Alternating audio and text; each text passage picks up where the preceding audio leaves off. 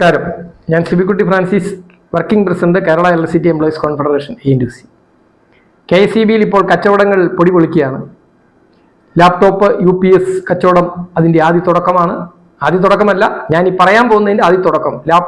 Laptop UPS കച്ചവടം. തൊട്ട് പിന്നാലെ അടുത്ത ദിവസം ചാർജിങ് സ്റ്റേഷൻ്റെ അകത്ത് ഒരു വൻ അഴിമതി നടത്താൻ പോകുന്നു. അതിന് പിന്നാലെ പുരപ്പുറ, അങ്ങനെ പല വിഷയങ്ങളിലേക്ക് വരുന്നതാണ്. ഏതായാലും കുറച്ച് ദിവസങ്ങൾ മാത്രമുള്ള ചില ഉന്നത ഉദ്യോഗസ്ഥർ തങ്ങൾ ഇവിടുന്ന് പോകുന്നതിന് മുമ്പ് ഇവിടം ശരിയാക്കി തരണം എന്നുള്ള ഒരു ഉദ്ദേശത്തിൽ എല്ലാം അടിച്ചു പൊളിച്ചുകൊണ്ടിരിക്കുകയാണ്. അതിനിടയ്ക്ക് മറ്റൊരു പ്രധാനപ്പെട്ട സംഭവം കൂടി പറയുകയാണ്. ഇന്ന് മാധ്യമം പത്രത്തിൽ ഒരു വാർത്ത കണ്ടു.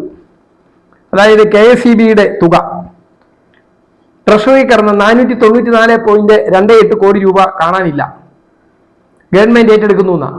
നമ്മൾ കഴിഞ്ഞ ദിവസം പത്രത്തിൽ വായിച്ചിരുന്നു. KSEBക്ക് വാട്ടർ അതോറിറ്റി ഉൾപ്പെടെ കൊടുക്കാനുള്ള പൊതുമേഖലാ സ്ഥാപനങ്ങളുടെ കടം സർക്കാർ ഏറ്റെടുത്തു. KSEBയോടുള്ള സ്നേഹം കൊണ്ടല്ല, കേരള സർക്കാരിന് വായ്പ എടുക്കുന്നതിന് പരിധി കൂട്ടുന്നതിന് വേണ്ടിയിട്ട് ചെയ്തൊരു ചെറിയ ടെക്നിക്കാണ്, ഒരു ഗിമിക്കായിരുന്നു. അങ്ങനെ KSEBക്ക് തന്നു എന്ന് പറഞ്ഞു. ഇപ്പോൾ ഇതാ മാധ്യമം പത്രത്തിലൂടെയാണ് ഇന്ന് വാർത്ത കണ്ടത്. എൻ്റെ കയ്യിൽ ഉത്തരവൊന്നുമില്ല. ഏതായാലും സർക്കാർ ആ പണം ഏറ്റെടുത്തു, തിരിച്ചെടുത്തുകൊണ്ട് പോയെന്നാണ് പറയുന്നത്. നമ്മൾ ഈ സിറ്റിയിലൊക്കെ വാട്ടർ ടാങ്കിൽ വെള്ളം കുറഞ്ഞു കഴിഞ്ഞാൽ ലൈനിൽ വെള്ളം ഇല്ലെങ്കിൽ നമ്മുടെ ടാങ്കിലെ വെള്ളം ലൈനിലേക്ക് പോകും, തിരിച്ചു പോകും എന്ന് പറഞ്ഞ പോലെ സംഭവിച്ചിരിക്കുകയാണ്. ഏതായാലും ഇതുപോലെയാണ് ഞാൻ പണ്ടും പല പ്രാവശ്യം പല വീഡിയോയിലും പറഞ്ഞിട്ടുണ്ട്. KSEBക്ക് എന്നല്ല, എല്ലാ പൊതുമേഖലാ സ്ഥാപനങ്ങൾക്കും ഈ ഗ്രാൻഡ് എന്ന് പറയുന്നത് പലപ്പോഴും കിട്ടാറില്ല. ഇതുപോലെ വന്നിട്ട് എടുത്തുകൊണ്ട് പോയാലും ഇത് സാധാരണക്കാരായിട്ടുള്ള ഓഫീസർമാരോ ജീവനക്കാരോ അല്ലെങ്കിൽ ജനങ്ങളോ അറിയില്ല. അക്കൗണ്ടിലിട്ടിട്ട് ഇവർ അങ്ങോട്ടും ഇങ്ങോട്ടും ക്യാഷ് ട്രാൻസ്ഫർ ചെയ്യും. ഫിനാൻസിൽ വർഷങ്ങളായിട്ട് ഇരുന്നിട്ടുള്ള എനിക്ക് പലതും അറിയാം, അതുകൊണ്ട് പറഞ്ഞതാണ്. പണ്ട് KSEB 17% പലിശയ്ക്ക് നോൺ SLR ബോണ്ട് പുറത്ത് ജനങ്ങളിൽ നിന്നും വാങ്ങി KSEBയുടെ പ്രവർത്തനത്തിന് വേണ്ടി. പൈസ ബാങ്കിൽ കിടക്കുമ്പോൾ അന്ന് ഗവൺമെന്റ് ഇടതുപക്ഷം ഭരിക്കുമ്പോഴാണ് അന്ന് പറഞ്ഞു അത് ട്രഷറി കൊണ്ടിട്ടേക്കാൻ. എത്രയാ? 6% പലിശയ്ക്ക്. 17% വാങ്ങിയ കടം, വാങ്ങിയ പൈസ 6% ട്രഷറിയിൽ ഇട്ടേക്കാൻ ഓർഡർ ഇട്ടു. സ്ഥാനമാനങ്ങൾ വേണ്ടുന്ന ഉദ്യോഗസ്ഥർക്ക് അനുസരിക്കാതിരിക്കാൻ പറ്റൂല. അപ്പൊ അങ്ങനെ ഒത്തിരി കിമിക്കുകളൊക്കെ ഇവിടെ കാണിച്ചിട്ടുണ്ട്. അപ്പൊ ഇവിടെ ഇപ്പോഴുള്ള ബിസിനസ് എന്ന് പറഞ്ഞാൽ ലാപ്ടോപ്പാണ്. അതിനെക്കുറിച്ചാണ് ഞാൻ പറയാൻ വന്നത്. 776 ലാപ്ടോപ്പ് വാങ്ങാൻ പോവുകയാണ്. ഈ 776 ലാപ്ടോപ്പിനൊപ്പം 744 UPSും വാങ്ങാൻ പോവുക. ഞാൻ PGDC കഴിഞ്ഞ ആളാണ്, പക്ഷേ നാളുകൾക്ക് മുമ്പാണ് പാസ്സായത്. ഈ രംഗത്ത് കുറച്ചൊക്കെ അറിവുണ്ടെങ്കിലും വലിയ അറിവൊന്നുമില്ല. ഇപ്പൊ ഈ ലാപ്ടോപ്പിന് എന്തിനാ UPS എന്ന് എനിക്ക് അറിഞ്ഞുകൂടാ.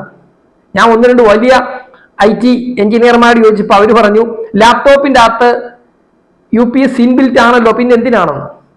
എന്താണെങ്കിലും ഇതൊരു കച്ചവടമാണ്. അപ്പൊ ഈ കച്ചവടം നടത്തുന്നത് എന്തിനു വേണ്ടിയിട്ടാണ്? അത് ഇപ്പൊ ഇത്രയും ലാപ്ടോപ്പ് വാങ്ങുമ്പോൾ 10% കമ്മീഷൻ കിട്ടും.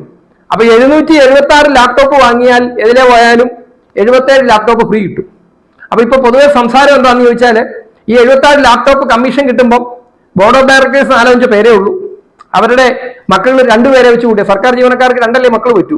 അപ്പൊ 5-2 10 കൊടുത്താലും പിന്നെ മിച്ചമാണ്. അതുകൊണ്ട് അവരുടെ വീട്ടിലെ വേലക്കാർക്കും അതുപോലെ തന്നെ മറ്റേ അതിഥി തൊഴിലാളികളൊക്കെ പണിക്ക് നിർത്തിയിട്ടുണ്ട്, എല്ലാവർക്കും കൊടുക്കുമെന്നാണ് പറയുന്നത്. എല്ലാവർക്കും ലാപ്ടോപ്പ് ഓഫർ ചെയ്തിട്ടുണ്ടെന്നാണ് ഇപ്പോൾ അറിയുന്നത്. ഒരു ലാപ്ടോപ്പിന്റെ വില 40,619 രൂപ. അങ്ങനെ 3,15 ലക്ഷം രൂപ മിച്ചം വരും. അതിന്റെ ഗ്രാന്റ് കിട്ടുമെന്നാണ് പറയുന്നത്. RDSS ഗ്രാന്റ് കിട്ടുന്നതിന് വേണ്ടി ചെയ്യുമെന്നാണ് പറയുന്നത്. RDSS ഗ്രാന്റ് കിട്ടുന്ന 40% വേണ്ടി 60% കളയുക. ഞാൻ ചോദിച്ചോട്ടെ, നമ്മളിവിടെ ഒരു കട്ടിലിനൊക്കെ ഇപ്പൊ പരസ്യം കാണാം. 6,000 രൂപയുടെ കട്ടിൽ 4,000 രൂപയ്ക്ക് തരുന്നു. 6,000 രൂപ എന്ന് പറഞ്ഞാൽ 4,000 രൂപയുടെ കട്ടിലിന് 6,000 ഇട്ടിട്ട് അവർ 4,000 തരുന്നതായിരിക്കും. എന്തോ ആയിക്കോട്ടെ. ഉടനെ നമ്മുടെ വീട്ടിൽ കട്ടിലിടാനുള്ള ഇടയില്ലെങ്കിൽ എന്നാൽ പിന്നെ 4,000 കിട്ടുന്നതല്ലേ, 2,000 രൂപ ലാഭമല്ലേ, എന്നാൽ പിന്നെ ഇരിക്കട്ടെന്നും പറഞ്ഞ് ഒരു 10 മേടിക്കൂ എന്ന് പറഞ്ഞതാണ്. എല്ലാ സെക്ഷൻ ഓഫീസിലും ഡെസ്ക്ടോപ്പ് ഉണ്ട്. SS-നുണ്ട്, AE-ക്കുണ്ട്, കാഷ്യർക്കുണ്ട്, സൂപ്രണ്ടുണ്ട്, സീനിയർ റെസിഡന്റ് ഉണ്ട്, അതുപോലെ തന്നെ PRI-ക്കുണ്ട്. എല്ലാവർക്കും സിസ്റ്റം കൊടുത്തിട്ടുണ്ട്. ഡെസ്ക്ടോപ്പ് ഉണ്ട് സെക്ഷനിൽ. അപ്പൊ ആ സെക്ഷനിൽ ഏതായാലും കുറച്ച് ഗ്രാന്റ് കിട്ടുമെന്ന് പറഞ്ഞുകൊണ്ട് ഒരു കച്ചവടം പിടിപിടിക്കുകയാണ്. 776 ലാപ്ടോപ്പും അതിന് പിന്നെ UPSും വാങ്ങുന്നു. 744. അതിന്റെ വില എന്ന് പറയുന്നത് 3,48 ലക്ഷം രൂപ മൊത്തമാകും. അതിനകത്ത് 2 കോടി മിച്ചം നമ്മൾ 60% നമ്മൾ മുടക്കണം, ബാക്കി 40 കേന്ദ്രത്തിൽ നിന്ന് കിട്ടുമെന്നാണ് പറയുന്നത്. ഇപ്പൊ ഞാൻ മുമ്പേ പറഞ്ഞല്ലോ, എത്രയാണ് കേരള സർക്കാർ നമുക്ക് തരുമെന്ന് പറഞ്ഞ 494.28 കോടി എന്ന് പറഞ്ഞ പോലെയായിരിക്കും ഈ ഗ്രാന്റ് ഒക്കെ. ആക്ച്വലി ഇപ്പോൾ പൈസ മുഴുവൻ KSEB മുടക്കും, പിന്നെ ഗ്രാന്റ് കിട്ടുമെന്നാണ് പറയുന്നത്. ഈ ഗ്രാന്റ് ഒന്നും ഇവർ എഴുതി വാങ്ങാറുമില്ല. ഇത് മുഴുവൻ പാവപ്പെട്ട ജനത്തിന്റെ തലയിൽ വരും. വൈദ്യുതി ചാർജ് എന്ന ഇനത്തിൽ KSEBയുടെ അഗ്രിഗേറ്റ് ARR കൊടുക്കുമ്പോൾ ഈ ചെലവ് കൊടുത്ത് ജനത്തിന്റെ തലയിലാണ് വെക്കാൻ പോകുന്നത്. അപ്പൊ അങ്ങനെ കച്ചവടം പൊടിപിടിക്കുകയാണ്. അപ്പൊ ഞാനൊരു കാര്യം ചോദിച്ചോട്ടെ, നിങ്ങൾ ഈ ലാപ്ടോപ്പ് വാങ്ങുന്നതിന് പകരം KSEB പണ്ട് ഒരു ഓർഡർ ഇറക്കിയിട്ടുണ്ട് 20/5/2023. ആ ഓർഡറിൽ കുറെ നല്ല കാര്യങ്ങളൊക്കെ പറയുന്നുണ്ട്. ഇപ്പൊ 2 വർഷം ആകാറായി. അതിനകത്ത് പറയുന്ന ഒരു കാര്യമുണ്ട്. അതായത് അതിനകത്ത് 2ാമത്തെ പേജിൽ 6ാമത്തെ ഐറ്റമായിട്ട് പറയുന്നത് B alert, A voltage proximity detector for detecting hazardous voltage which can be worn like a wrist watch. എന്ന് പറഞ്ഞാൽ ഫീൽഡിൽ ജോലി ചെയ്യാൻ പോകുന്ന ലൈൻമാൻമാർക്ക് പോസ്റ്റിൽ കയറുമ്പോൾ ഇപ്പൊ നമ്മൾ എർത്ത് ചെയ്താലും ചിലപ്പോൾ സപ്ലൈ വരും, അല്ലെങ്കിൽ സപ്ലൈ ഉണ്ടോ ഇല്ലയോ, സ്വിച്ച് ഓഫ് ചെയ്ത് ശരിയായോ, അല്ലെങ്കിൽ ലൈനിൽ സപ്ലൈ ഉണ്ടോ എന്ന് അറിയുന്നതിന് വേണ്ടിയിട്ട് ഒരു റിസ്റ്റ് വാച്ച് ടൈപ്പിലുള്ള ഒരു കണ്ടുപിടുത്തം നടത്തിയിരുന്നു. ആ സാധനം ബി അലർട്ട് എന്നാണ് അതിന്റെ പേര്. അപ്പൊ അത് കൈ കെട്ടിയിട്ടുണ്ടെങ്കിൽ 5 മീറ്റർ വരെ അകലത്തിൽ സപ്ലൈ ഉണ്ടെങ്കിൽ, വൈദ്യുതി പ്രവാഹം ഉണ്ടെങ്കിൽ അറിയാൻ പറ്റും. എന്ന് പറഞ്ഞാൽ പോസ്റ്റ് 7 മീറ്റർ അല്ലെങ്കിൽ 9 മീറ്റർ ആണെങ്കിൽ കയറുന്ന വഴിക്ക് 5 മീറ്ററിൽ വരുമ്പോഴേ സപ്ലൈ ഉണ്ടെങ്കിൽ അവിടെ അലാം വരും. ആ സാധനം പോലും ഇതുവരെ കൊടുക്കാൻ പറ്റിയില്ല. നിങ്ങൾ ആദ്യം അതെല്ലാ ജീവനക്കാർക്കും കൊടുക്കുക. ലാപ്ടോപ്പ് വാങ്ങി കുട്ടി ആർക്ക് വേണ്ടിയിട്ടാണ്? ഉദ്യോഗസ്ഥന് വീട്ടിൽ കൊണ്ടുപോകാനോ? കുറച്ചു നാൾ കഴിയുമ്പോൾ ഓരോരുത്തരും അവരോട് വീട്ടിൽ കൊണ്ടുപോയത്. അപ്പൊ അങ്ങനെ KSEB കച്ചവടം നടത്തുന്നതിന്റെ 1ാമത്തെ ഭാഗമാണ് ലാപ്ടോപ്പ് UPS കുംഭകോണം. ഇനി അടുത്തത് വരാൻ പോകുന്നത് ചാർജിങ് സ്റ്റേഷനാണ്. അതിനെക്കുറിച്ച് നാളെ പറയാം. ചാർജിങ് സ്റ്റേഷൻ നേരത്തെ KSEB നടത്തിയതിനകത്ത് അതിപ്പോൾ വേറെ ആൾക്കാർക്ക് കൊടുക്കുന്ന ഒരു സംഭവമുണ്ട്. അതുപോലെ പുരപ്പുറ സോളാറിൽ ഇന്നത്തെ പത്രത്തിൽ ഒരു വാർത്ത കണ്ടു, എല്ലാ വീട്ടുകാരും പുരപ്പുറത്ത് വെക്കണം. അതിനകത്തും വേറൊരു സെറ്റപ്പ് കാര്യങ്ങളുണ്ട്. അപ്പൊ അതിലേക്കൊക്കെ അടുത്ത ദിവസം വരുന്നതായിരിക്കും. ബി അലേർട്ട്, എല്ലാവരും അലേർട്ടായിട്ടിരിക്കുക. ജീവനക്കാരെ നിയമിക്കാൻ പോകുന്നു, പേടിക്കണ്ട. വർക്കറെ ലൈൻമാനൊന്നും അല്ല, വർക്കേഴ്സ് പ്രൊമോഷൻ കാത്തു കിടക്കുന്നു. അതുപോലെ ലൈൻമാൻ തസ്തിക ഇഷ്ടംപോലെ ഒഴിഞ്ഞു കിടക്കുന്നു, ആളില്ല. അതൊന്നുമല്ല ചെയ്യുന്നേ. KAS, കേരള അഡ്മിനിസ്ട്രേറ്റീവ് സർവീസസിൽ നിന്നും ഒരാൾ ഇപ്പൊ ഇങ്ങോട്ട് വരാൻ പോകുന്നു. അദ്ദേഹം ആവശ്യപ്പെട്ടു എന്ന് അറിയുന്നു, അദ്ദേഹത്തിന് ഒരു SUV വേണമെന്നാണ് പറയുന്നത്, വലിയ SUV വേണമെന്ന് ആവശ്യപ്പെട്ടു എന്നറിയുന്നു. അതുപോലെ ഈ ലാൻഡ് മാനേജ്മെന്റിന് വേണ്ടിയിട്ടാണ്. അതുപോലെ 26 കൺസൾട്ടൻസ് ഉണ്ട്.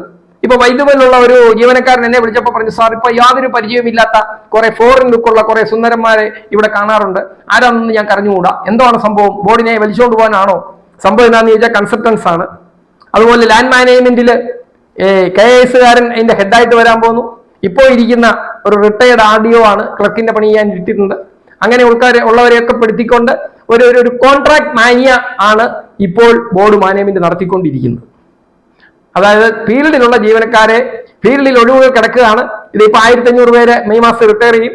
അപ്പോൾ ജീവനക്കാരുടെ വർക്ക്മെന്റെ എണ്ണം ഏതാണ്ട് 20,000 അടുത്തെത്താൻ പോവുകയാണ്. എന്നാലും ജീവനക്കാരെ നിയമിക്കില്ല എന്നുള്ള ഒരു നിലപാടിൽ ഉറച്ചു നിന്നുകൊണ്ട് ഉന്നത തലങ്ങളിൽ വൻ നിയമനം നടത്തി വേറെ കച്ചവടങ്ങൾ നടത്തുകയാണ്. ബോർഡിനെ വിറ്റ് കാശാക്കി നശിപ്പിക്കാൻ പോകുന്നവർ ജാഗ്രതയിൽ. ഞങ്ങൾ കാണും, ഒരു കാലത്ത് ഇന്നല്ലെങ്കിൽ നാളെ എന്നെങ്കിലും ഇതിനൊരു അന്വേഷണം വന്നിരിക്കും. അതുകൊണ്ട് സൂക്ഷിച്ച് കച്ചവടങ്ങൾ നടത്തുക.